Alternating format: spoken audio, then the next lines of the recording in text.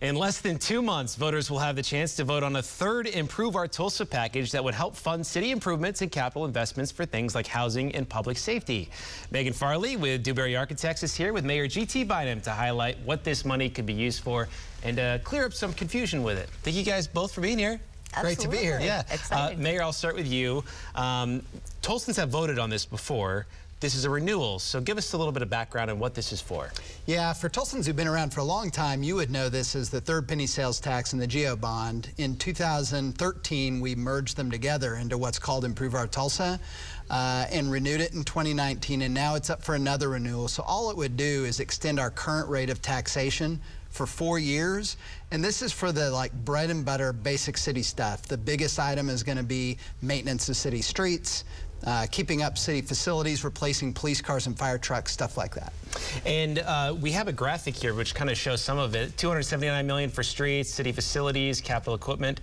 How needed is this? Well, this is critical. I mean, all you've got to do is look around at our city streets and see what happens when we don't properly maintain things over a period of time.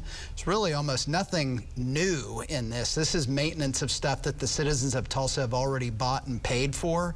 The city facilities one is a big one because we have a lot of facilities around town that have not been properly maintained over the years because we've been so focused on streets. Big one of those is police headquarters. When Chief Franklin turns on the faucet in his office, brown water comes out because the pipes in that building are so run down. Elevators in that building don't work reliably. So there's a lot of maintenance like that on buildings all across the city that we've got to do as well. I was looking online. There's a great graphic on the city's website that shows everything that it goes for.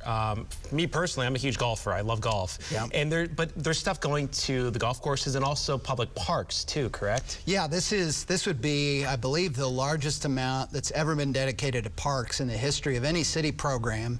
And a big part of that are our municipally owned golf courses, and what this would do is basically maintain the irrigation systems for those courses. You can't have a golf course if there's no water to keep the grass watered, so this would do that so that those courses are viable for years to come. And Mayor, I just wanted to ask a question too, because at Dewberry we do a lot of public safety facilities, and through our research we've seen fire could be involved in this as well, right? That's exactly right. Maintenance, everything like that. That is correct. Okay. So a big one, actually one of the biggest items in this are fire trucks. We have decades of deferred replacement on our fire trucks. Major ticket item in this is replacing those so firefighters have reliable vehicles. Right. Also, the place where our fire headquarters is located and where all our fire trucks are repaired and maintained is in a floodplain next to the Arkansas River. So when the water gets too high, we can't replace or fix any trucks. And so we're going to relocate that if this passes. Okay, and we remember 2019, of course, with the flooding. Yes. So. Exactly. When that happened, we could not repair any fire trucks for weeks. We had to evacuate that place. And when you have an old fleet, you've got to be repairing them on a regular basis, or else we would find ourselves in a public safety emergency where firefighters couldn't respond. I also want to ask about housing. Housing is a critical need here in Tulsa. This would go towards that too.